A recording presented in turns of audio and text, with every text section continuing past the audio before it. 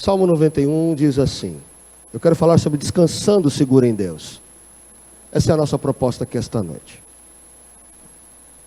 Aquele que habita no abrigo do Altíssimo e descansa à sombra do Todo-Poderoso, pode dizer ao Senhor, Tu és o meu refúgio e a minha fortaleza, o meu Deus em quem confio. Ele o livrará do laço do caçador e do veneno mortal. Ele cobrirá com as suas penas e sob as suas asas você encontrará refúgio. A fidelidade dele será o seu escudo protetor. Você não temerá o pavor da noite, nem a flecha que voa de dia, nem a peste que se move sorrateira nas trevas, nem a praga que devasta ao meio-dia. 1000 poderão cair ao seu lado, 10.000 à sua direita, mas nada o atingirá. Você simplesmente olhará e verá o castigo dos ímpios. Se você fizer do Altíssimo o seu abrigo, do Senhor o seu refúgio, nenhum mal o atingirá, desgraça alguma chegará à sua tenda. Porque a seus anjos ele dará ordens a seu respeito, para que o protejam em todos os seus caminhos. Com as mãos eles o segurarão, para que você não tropece em alguma pedra. Você pisará o leão e a cobra, pisoteará o leão forte e a serpente. Eu o protegerei, pois conhece o meu nome. Ele clamará a mim e eu lhe darei resposta. E na adversidade estarei com ele, vou livrá-lo e cobri-lo de honra. Vida longa eu lhe darei e lhe mostrarei a minha salvação. Ore comigo. Pai, obrigado. Seja esse um tempo em que a minha vida, mais uma vez, torne-se nada mais, nada menos do que um meio para que o Senhor cumpra os teus propósitos aqui esta noite. Eu oro para que nada neste lugar e ninguém nos roube a semente da tua palavra sobre a nossa vida. Eu coloco cada coração, cada mente neste lugar, completamente, Senhor, envolvida com a tua palavra. E nós declaramos que nada, Pai Santo, nenhuma intenção maligna, nem mesmo o nosso sono, a nossa apatia, o nosso cansaço, a nossa mordidão aqui esta noite, atrapalhe os teus propósitos sobre nós. E declaramos no nome santo de Jesus, que enquanto a tua palavra estiver sendo ministrada, o Senhor estenda as tuas mãos, com sinais e prodígios neste lugar, no nome santo de Jesus. Você pode dizer amém? Amém. Junto com o Salmo 23, o Salmo 91 é um dos salmos mais conhecidos da Bíblia. Infelizmente, o Salmo 91 tem sido tratado como uma espécie de reza forte, né? Uma espécie de um trecho místico, vamos dizer assim. O que isso significa? Que as pessoas estão abrindo ou lançam mão desse salmo quando estão passando por alguma dificuldade. Há quem acredita que o salmo sendo aberto em algum cantinho, deixando a Bíblia aberta lá no Salmo 91, no canto da sua casa, da empresa, seja lá onde for, isso tem o poder de, como é que se diz assim, fazer um descarrego do ambiente, né? Algo para limpar as más energias. Há quem usa a leitura do Salmo como espécie de reza para expulsar demônio. Em se tratando de um momento de libertação, por exemplo, é importante dizer que recitação por recitação não tem efeito nenhum. Outra questão que nós precisamos tratar aqui no Salmo, muito importante para nós, é a questão do mal. Muitos filhos de Deus que acham que Deus os livrará do mal sem qualquer luta ou indisposição. E precisamos entender que o mal ele é uma realidade no mundo. E todos nós, inclusive os filhos de Deus, estão suscetíveis a toda forma de mal neste mundo. Há uma possibilidade de sermos assaltados, nos acidentarmos, termos enfermidades, termos perdas materiais, perdermos quem amamos. Nós não estamos imunes neste mundo em relação ao mal. Eu ando ainda ouvindo muita gente dizendo assim que filho de Deus que anda enfermo é porque não crê. E eu tenho muita dificuldade de acreditar nisso. Porque quando eu olho para Paulo, por exemplo, quando eu olho para Timóteo, quando eu olho para o próprio Cristo, que sofreu o mal da morte, Como é que trata isso então? A verdade é que o mal é uma realidade sobre esse mundo. E foi Jesus quem nos ensinou, na oração do Pai Nosso, que em relação ao mal eu preciso orar, eu preciso estar na presença de Deus para poder combater o mal. Está aqui ainda? Foi o próprio Jesus quem disse que neste mundo nós teríamos aflições. Está aqui ainda, irmãos? Quando enfrentamos o mal com Deus, e é aqui que as coisas precisam tomar uma visão para nós diferente.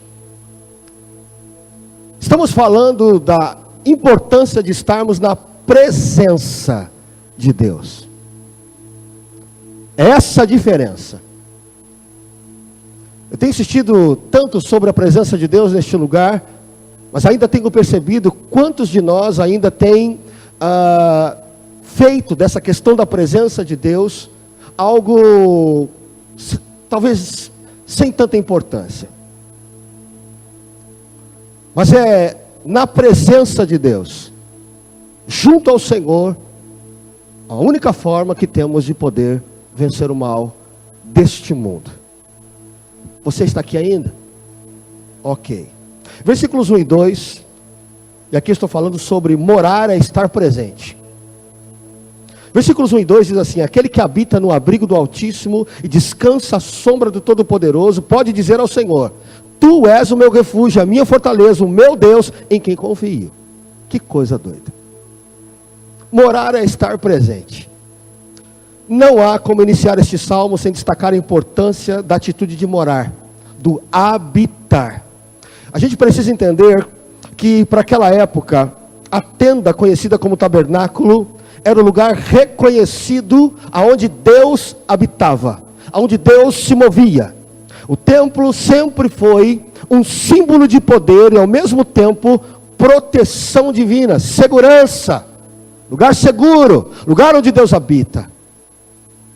Bom, quando a gente traz isso para os nossos dias, a gente precisa ajustar isso. Nós sabemos que hoje Deus não habita em tabernáculo algum. Deus não habita em templo feito por mãos de homens. Como eu disse aqui pela manhã, daqui a pouco quando nós formos embora, pela graça de Deus, quando nós formos, esse lugar não terá Deus. Porque Deus não habita, nessas quatro paredes. Ele habita em você e em mim. Amém? É assim que funciona. Para dizer que alguém mora em algum lugar, ele precisa estar presente. Partimos desse pressuposto simples. Alguém mora em algum lugar quando ele está presente lá. Então o que o salmista chama de habitar na presença de Deus para nós significa estar na presença de Deus. Há muitos que criticam ou questionam alguns acontecimentos maus na sua vida, como se Deus tivesse falhado com eles. Mas a primeira pergunta a ser feita é: antes que você questione Deus, como anda você na presença dEle? É essa a pergunta.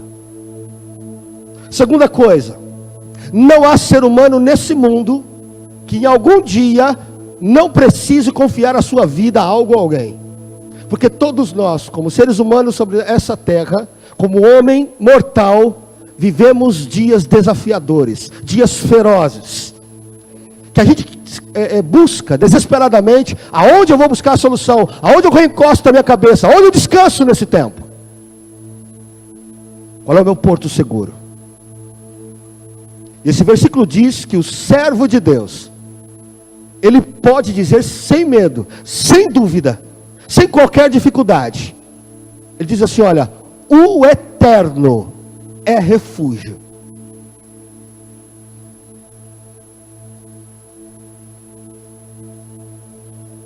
O que o escritor está dizendo é o seguinte: que quem experimenta Deus como segurança, como refúgio, ele não tem nenhum medo de dizer em qualquer lugar: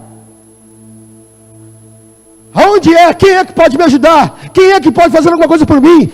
O filho de Deus, o servo de Deus pode dizer: olha, o Senhor é o refúgio. Quem o experimenta por uma vez, sempre vai saber que Deus é de fato o lugar onde podemos ser guardados. Amém? Amém. Versículo 3 diz assim: Ele o livrará do laço do caçador e do veneno mortal. Em algumas versões, interessante, diz assim: Ele te livrará do laço do passarinheiro, o caçador de passarinhos. E aqui já tem uma diferença exacerbada, exagerada, né? Todo mundo aqui, eu tenho a impressão que já pegou um passarinho na mão. E quando você pega um passarinho na mão, você vê a fragilidade desse pequeno bicho na sua mão, não é verdade? Se você fizer assim, ó, só um pouquinho, sequer ele mexe a asa, é só a cabecinha que move. Não é assim? Sim ou não? É assim. Se você colocar o dedinho em cima da cabeça e apertar, você quebra o pescoço dele numa mão só. O que a Bíblia está dizendo é que eu, na mão do diabo, sou assim. Tanto quanto você. É com esse tipo de poder. Sem Deus, somos como um passarinho na mão de um caçador chamado demônio, diabo, Satanás. Você e eu não somos nada, nada. Não temos poder algum quando estamos na mão dele. Está aqui ainda? É. E é assim que ele age. Camuflado. Imperceptível, sutil. Armando armadilhas que um passarinho é incapaz de perceber. Portanto, eu quero deixar algo claro aqui esta noite. Você e eu só podemos ser fortes contra o mal, principalmente contra o diabo, somente em Deus. Você pode dizer amém? É. Não se vence o mal sem Deus. Não se vence enfermidade, perdas, traumas, perseguições, fracassos, qualquer coisa má nesse mundo não é possível ser vencida sem Deus. Sem Deus, somos um pequeno passarinho na mão de um diabo. E esse é o alerta que a gente precisa começar a se dar conta sobre o Salmo 91 para nós. Você só pode ser forte em Deus. Amém? Versículo 4 diz assim: Ele o cobrirá com as suas penas e sob as suas asas você encontrará refúgio. A fidelidade dele será o seu escudo protetor. Que coisa. Esse versículo nos ensina algo interessante. Olha só. Deus é o nosso protetor. Amém? É. Ele é o local onde a gente pode encontrar refúgio. Ele é o local onde a gente encontra libertação, cura, restauração. Portas trancadas são abertas, brechas abertas são fechadas. É Ele quem transforma corações duros em corações quebrantados. Há um caminho, uma forma de enfrentar o mal neste mundo, e esta forma chama-se Deus, presença de Deus. Essa é a forma.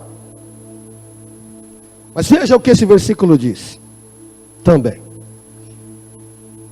Que o que nos impedirá de ser atingido será a nossa crença na fidelidade dele.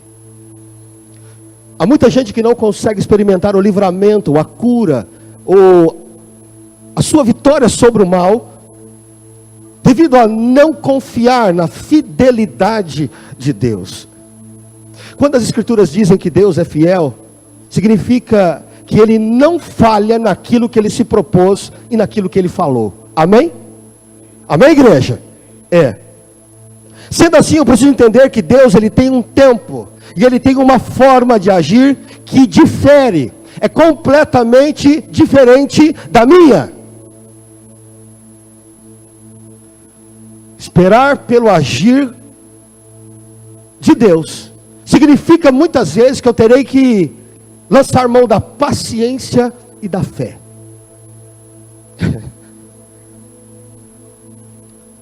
Talvez uma das coisas mais críticas, mais crônicas que nós vivemos hoje, complicadamente. Porque tudo que nós vivemos hoje, e tudo nesse mundo tem sido construído dessa maneira. Como?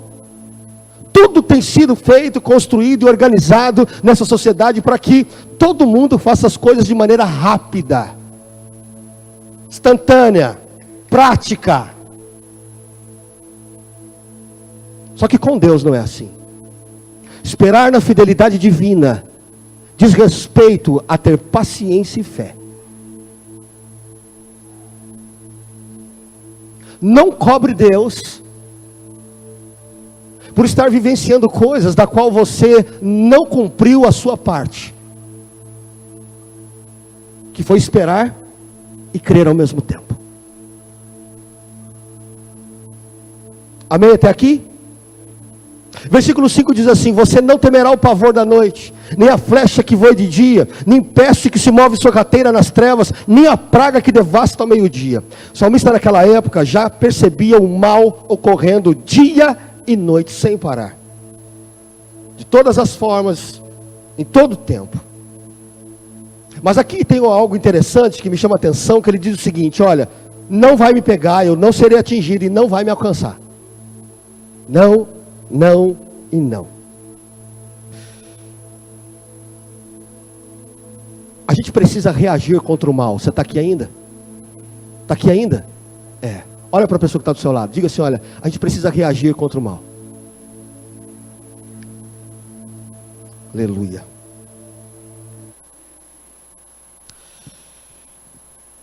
Se há algo que temos convivido nesses dias de forma tão intensa em nossa sociedade, são os pavores que a noite e o dia têm nos trazido.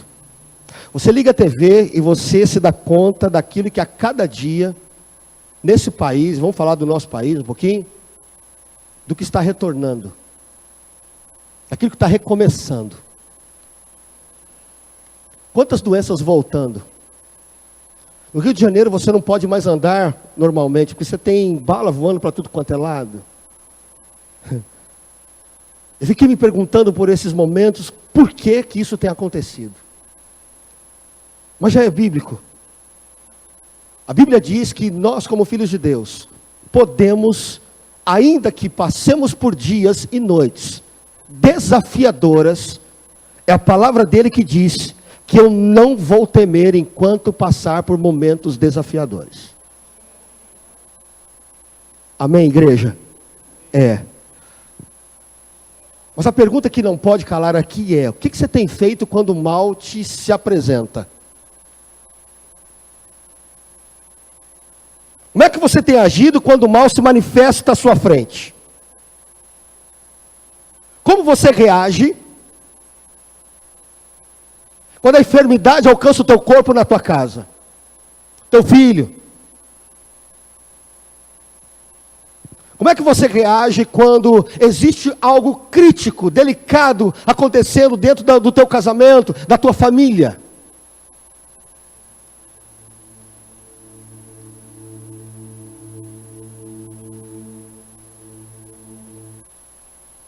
Como é que você reage quando você percebe que você está caminhando, fazendo o seu papel de buscar emprego e as portas continuam fechadas? É normal, o país está em crise, é assim mesmo. É assim que as coisas caminham?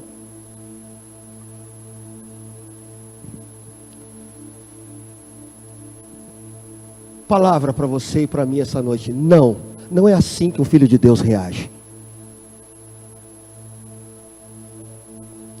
Você e eu, quando assumimos o Senhor Jesus como o Deus da nossa vida, Ele diz para mim e para você o seguinte: que agora eu e você fazemos parte de um reino completamente diferente desse mundo. Está aqui ainda? É. Muito embora eu conviva com o reino dessa terra, com esse tipo de governo que está aqui, eu não dependo dele. Acima de tudo, eu vivo no reino de Deus.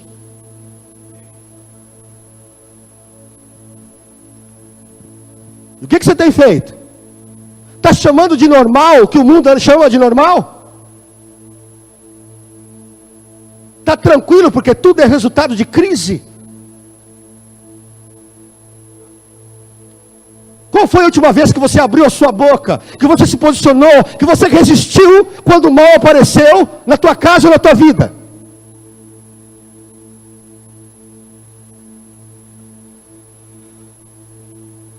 A palavra para nós aqui esta noite é: posicione-se, assuma o seu lugar, abra a tua boca, reaja. O mal está em todo lugar, meu querido, em todo canto. E como é que você tem reagido?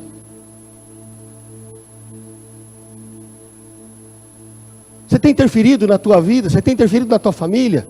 Você tem interferido na sua rua, que pode ser um lugar pesado? Tem interferido na sua cidade? Você anda chamando tudo isso de normal. Ah, o mundo jaz o maligno, né? Pelo amor de Deus.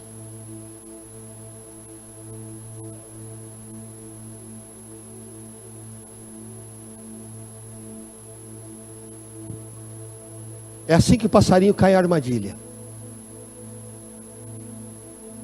Está tudo normal. É só voar que não tem nenhum problema. Não, igreja, não é assim. Quem anda na presença de Deus, querido, se antecipa, discerne, percebe, reage. Está aqui ainda, né? Sim ou não? Versículo 7 diz assim: 1000 poderão cair ao seu lado, 10.000 à sua direita, mas nada o atingirá. Você simplesmente olhará e verá o castigo dos ímpios. Que coisa doida. A gente precisa entender que esses versículos eles são ditos por um expert da guerra, Davi. Ele sabia e viu os muitos livramentos que ele teve quando ele esteve nas batalhas. Davi sabia disso. Que muitas flechas não alcançaram, muitas espadas não alcançaram, muitas lanças não alcançaram, em muitas lutas ele não perdeu. Ele pode dizer isso com muita tranquilidade.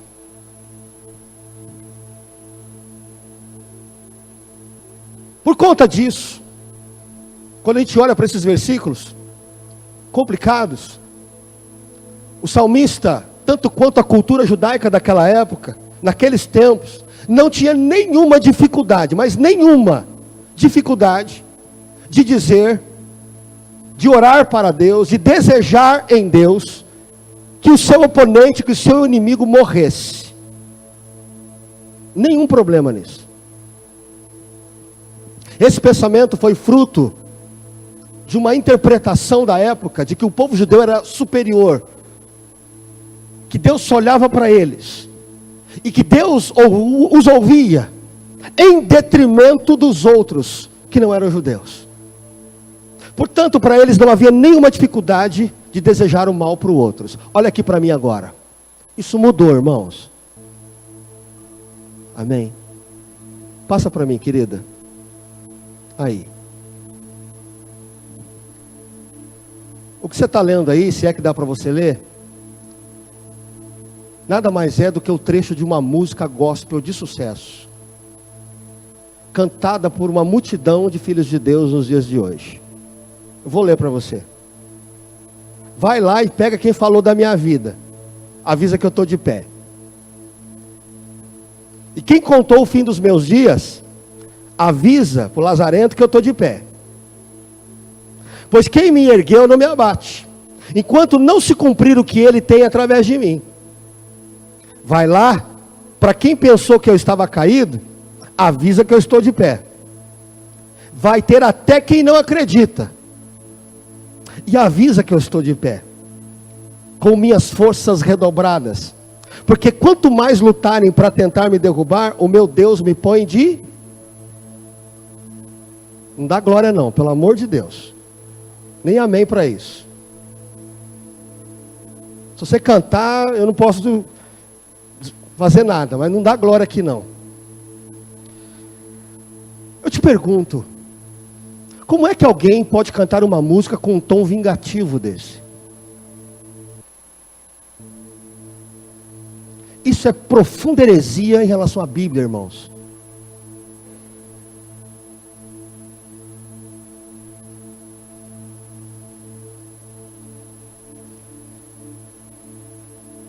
Quem disse que a gente tem que ter ou desejar o mal das pessoas? Quem disse que a gente devolve a maldição que foi enviada contra nós? Quem disse que a nossa luta é com as pessoas. Quando a Bíblia diz que eu não brigo mais, eu não luto mais com pessoas, a minha, a sua, a nossa luta não é mais contra carne e sangue, mas é com aquilo que está por trás dele. Agora eu posso ouvir um amém? É.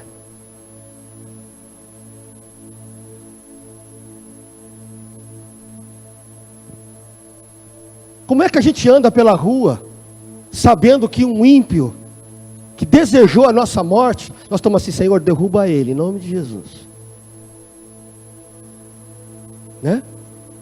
Sabe aquela sogra que não queria que você casasse com a filha dela, ou com o filho dele? Você fala assim, Senhor, leva ela o mais rápido possível. Ou aquele chefe que você olha para ele e fala assim, Senhor, como é que pode ter uma pessoa tão ruim assim, vai morrer seco e arreganhado?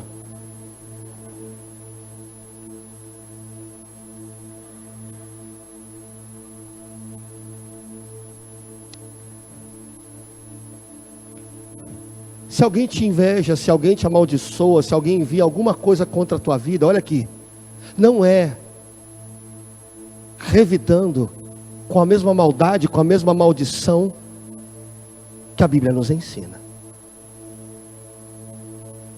A palavra de Deus, ela me ensina e te ensina que quando o meu inimigo, ele vem contra mim, jamais eu devo devolver com o mal, e sim eu o abençoo.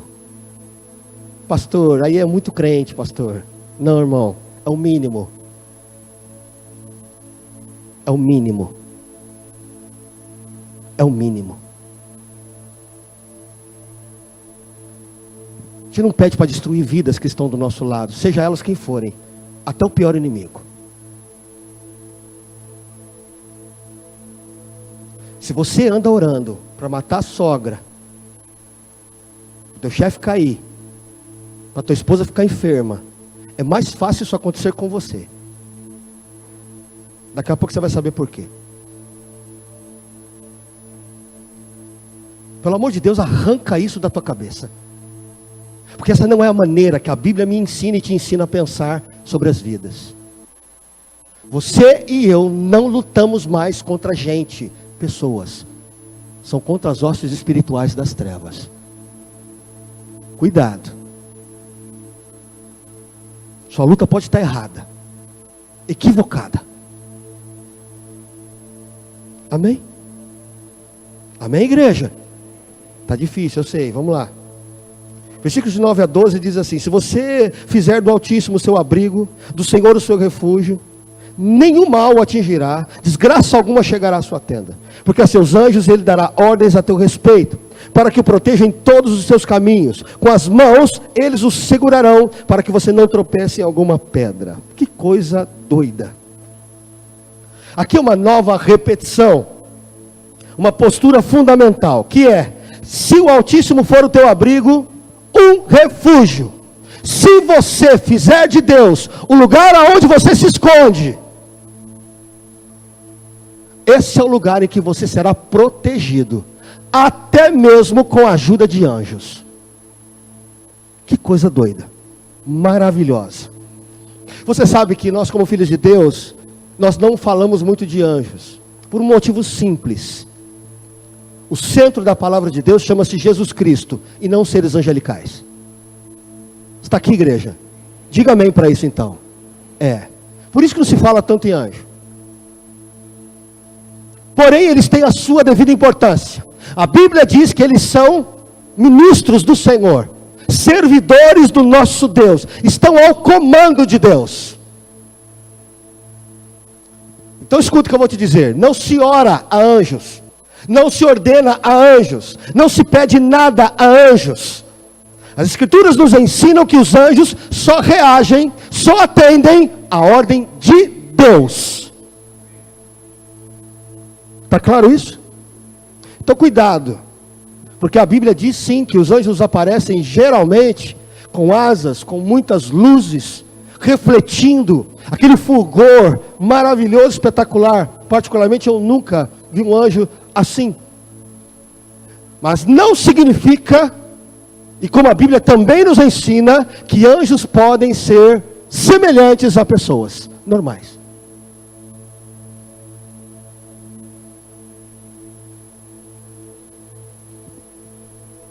Me lembro do pastor Tiago, um pastor com quem eu andei por algum tempo na minha adolescência. Um claro apóstolo, um abridor de igrejas, nos buracos, nas rebimbocas dessa grande São Paulo. E naquela época nós estávamos em Francisco Morato. E uma vez ele contando, eu nunca mais esqueci o que ele contou. Ele falou: olha, uma vez eu tive a visão de um anjo.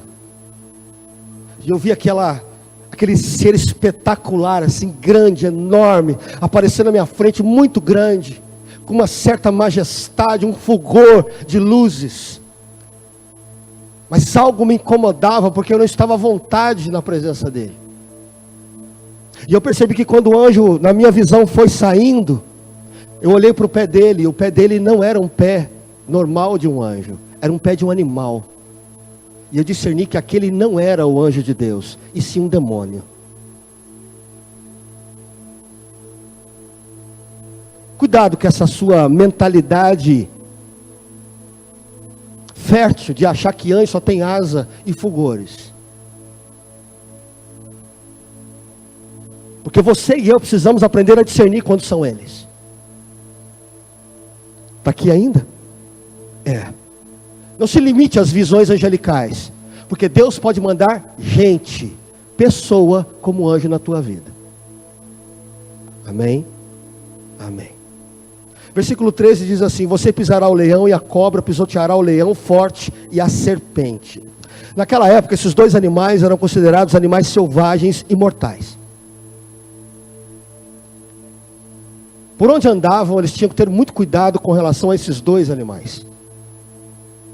Ora, não é por acaso que as Escrituras se referem ao grande inimigo de nossa vida, ou seja, o seu nome Satanás, e se refere a ele, metaforicamente, como leão e serpente.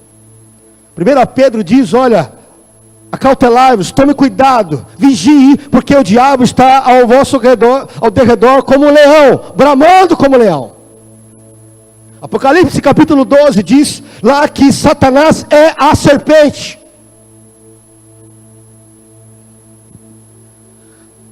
O que a gente aprende com isso?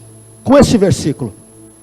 Que a gente precisa tirar da cabeça de que parece que Deus, ele anda brigando com o diabo, para ver quem é que tem mais força. Então deixa eu dizer uma coisa muito importante para você aqui hoje.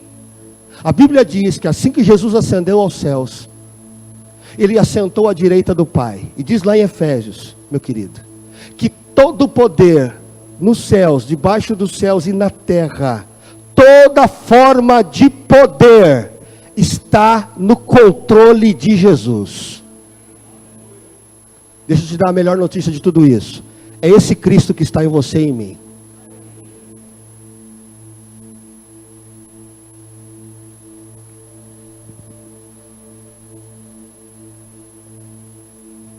É por isso que podemos dizer: se Deus é por nós, quem será contra nós?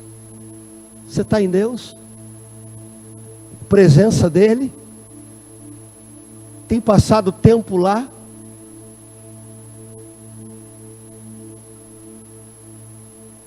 Quanto tempo você tem gasto no seu quarto, na presença de Deus? Quanto tempo você tem passado lendo a Bíblia, buscando ao Senhor? Tempo a sós com o nosso Deus? É disso que estamos falando. Vamos avançar mais um pouquinho, falando um pouquinho do mal. Até agora eu falei do mal que a gente vê aqui fora, que sempre vem de fora para nos atingir. Amém? Amém, igreja? E se esse mal do qual a gente tanto tem que combater estiver dentro de você?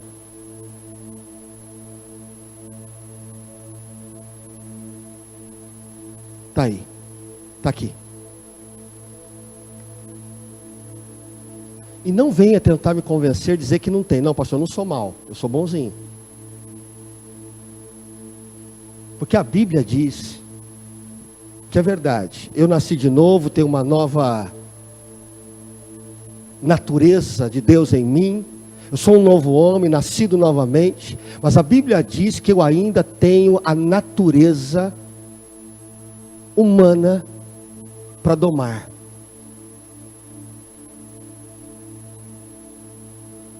É o apóstolo Paulo quem nos ensina que o bem que eu quero fazer eu não consigo, e o mal que eu não quero fazer eu faço. Então não me convença, já estou te adiantando. Antes que você me responda, eu já te dou a resposta. Todos nós temos uma inclinação ao mal.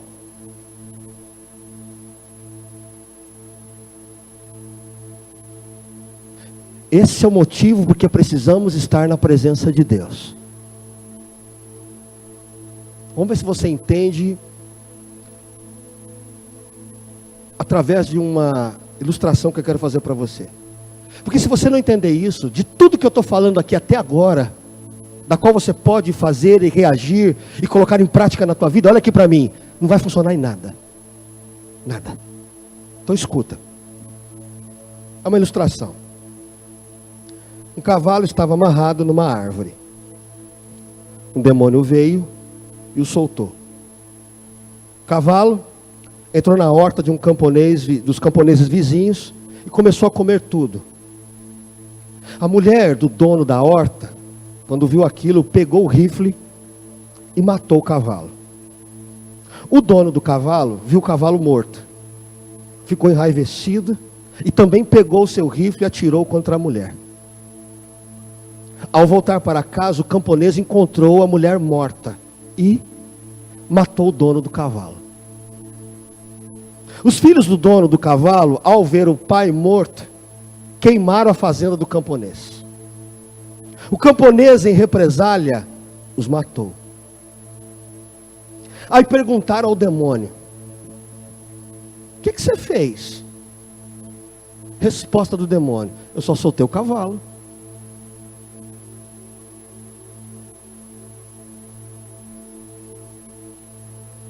Espero que você esteja me olhando pensando.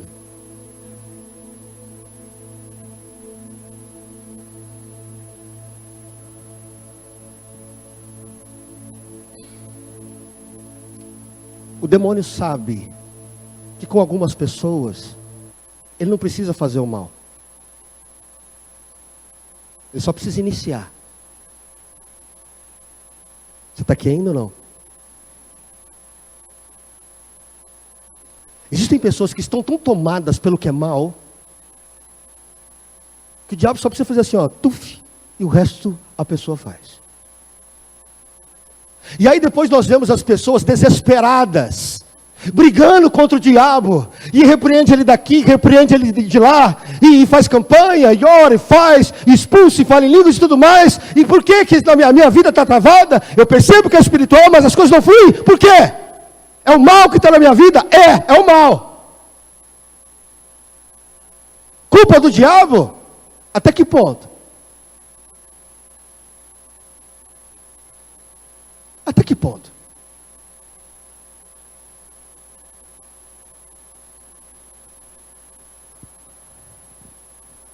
Você e eu não fomos chamados para viver pela natureza pecaminosa. Do que você está falando, pastor? Eu estou falando desse negócio de você desejar que a sua sogra morra. É disso que eu estou falando. Eu estou falando desse negócio que você fala assim, olha, aquele fulano podia perder porque eu ganharia no lugar dele.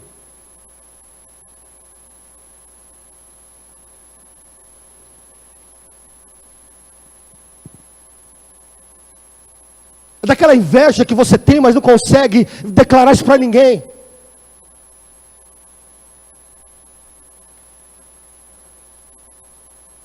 Então eu chego a uma conclusão muito séria aqui essa noite, muito séria, e para mim muito profunda.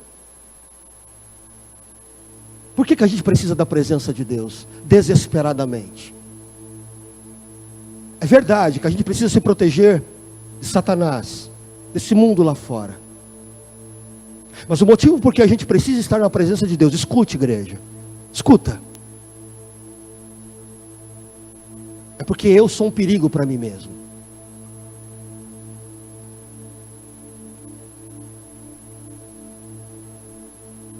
Eu posso ser a minha grande desgraça.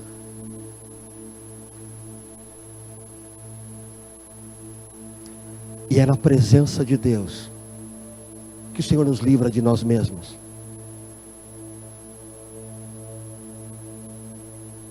Entende por que precisamos da presença de Deus? Eu já falei para você que na presença de Deus a gente não dá para fingir quem somos. Está aqui ainda? Eu vejo muita gente combatendo o mal e brigando contra o mal na sua casa, na sua vida, nas suas finanças, na sua carreira profissional, e está lá batalhando e tal. E eu fico perguntando assim, será que é o Quinca mesmo que está ali no meio?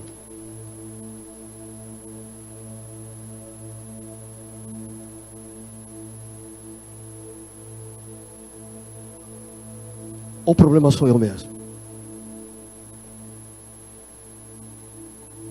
Igreja de Jesus amada, você agora é uma nova criatura.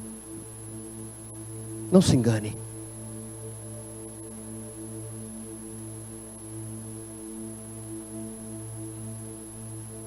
Não dá para querer que Deus na verdade intervenha na nossa vida quando eu tenho encontros casuais com Deus. Não. Nosso desafio é estar na presença.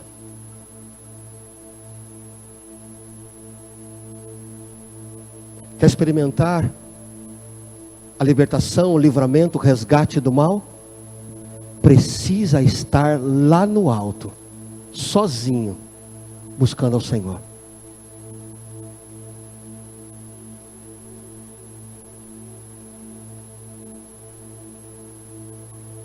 Como é que Jesus enfrentou a cruz? Orando, sozinho, buscando o Pai, a presença dele.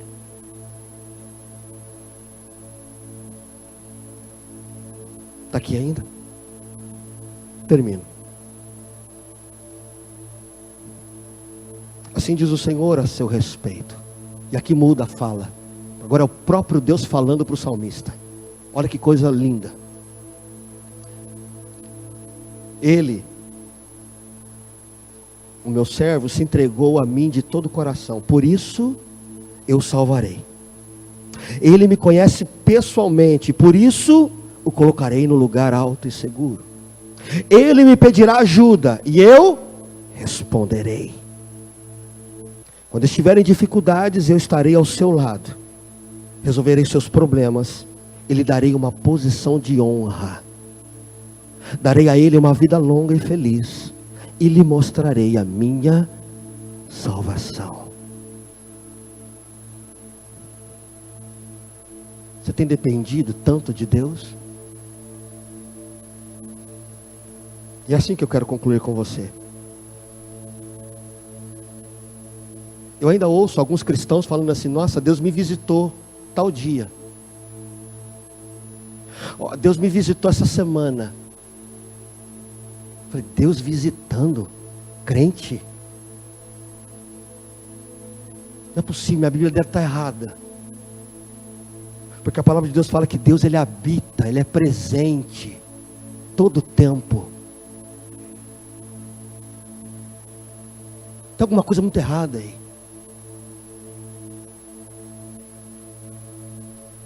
Se você é cristão, da qual Deus anda visitando você, e não pensa você que eu estou falando de presença de Deus, aquela sensação que você tem de falar em língua todo o tempo, não é disso que eu estou falando não. Ficar sentindo arrupeio no corpo, também não é disso que eu estou falando. Estou falando de relacionamento pessoal.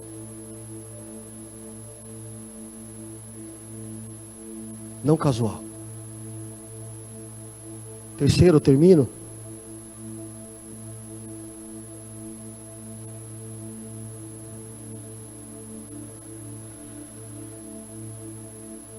Confie na fidelidade do Senhor. Contra todas as vozes, contra todas as circunstâncias.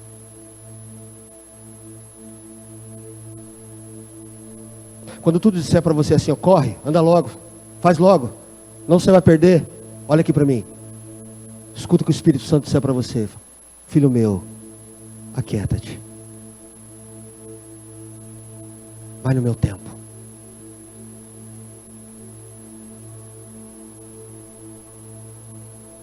Por isso que Salmo 91 não funciona como reza braba. Ele funciona quando a gente coloca ele na prática da vida. Descanso e segurança existe, é fato. Está no Senhor. Crê nisso? Crê nisso? Dias atrás,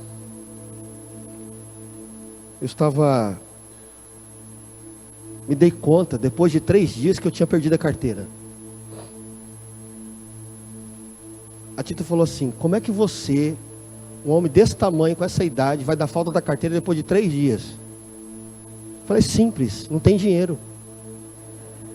Não tem porque ficar pegando carteira. Você não me dá dinheiro, então não tem porquê ficar pegando carteira. Terceiro dia, fui me dar conta que eu precisava da carteira. E cadê essa carteira, irmão?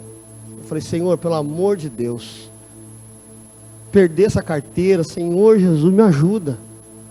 Trampo que isso não vai me dar. E eu revirei minha casa de ponta cabeça por 2 dias. Eu falei: Senhor, minha carteira, meu Pai amado. E fiquei lá revirando, canto por canto. É bolsa, é buraco, imóvel, tudo que você imaginar, eu fui revirando a minha casa. Até que teve um dia que no final do dia eu falei assim: Deus, eu não vou ficar pesado com isso não. Mas o Senhor sabe quanto eu preciso da carteira.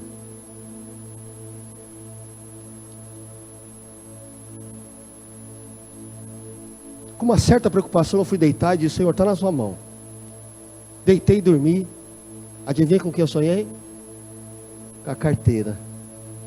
E lá no meu sonho, num lugar muito louco, muito xarope, eu vi a minha carteira num móvel assim, ó, encostada, encaixada assim. E eu feliz da vida, no meio daquela bagunça do sonho, encontrei a carteira todo feliz. Quando eu peguei a carteira eu acordei, falei: não é verdade. Mas eu sabia de uma coisa. Eu falei: Deus, eu sei que é do Senhor. Eu vou achar minha carteira hoje. Tomei meu café sossegado. E fui no carro. E abri o carro bem vagarosamente. Porque eu sou completamente desatencioso, irmãos. Eu tenho um problema de atenção terrível. Abri lá o tapete, abri o tapete devagarinho assim. Já orando em línguas e tal, né? Falei: vai que aparece. Fui na porta de trás, abri, orei, abri assim, nada. Dei a volta, fui na porta de trás, tapete, vi nada. Abri a porta da frente, olhei para o chão, não havia nada. Eu falei: Deus, se não estiver aqui, onde vai estar, meu Pai amado? Quando eu ia fechando a porta, que eu olhei no canto, estava no cantinho assim, ó. Caída entre a porta e o banco. E olha que a Tita usando o carro para lá e para cá, vai e volta. E a carteira lá, paradinha. E eu me lembro que quando eu tinha visto o sonho, a Tita falou assim: ó, a psicologia diz. Eu fico olhando e falo assim: ô irmã, foi Deus que falou comigo, a minha carteira vai ser achada. E então eu peguei a carteira, peguei assim: olha aqui, ó, não é psicologia não, é Jesus, viu? Só um detalhe, põe dinheiro nela que eu pego mais. Não tem problema. Onde que eu quero chegar com você? Que Deus cuida dos detalhes da nossa vida. Quando a gente depende do Senhor, as coisas pequenas, até as pequenas, Deus faz questão de cuidar para nós. Faz questão de nos livrar. Pastor, mas você é pastor, seu queridinho de Deus. Não tem nada de queridinho, você já sabe disso. O desafio é dependência. É completa dependência. Saber que Deus está no controle de tudo. Deus é o Deus protetor do seu povo. Então descansa, irmão. quando deitar a tua cabeça no travesseiro, em função de todos os dramas que você está vivendo, saiba que existe um Deus que guarda e protege a tua vida. Amém? Fique de pé em nome do Senhor Jesus.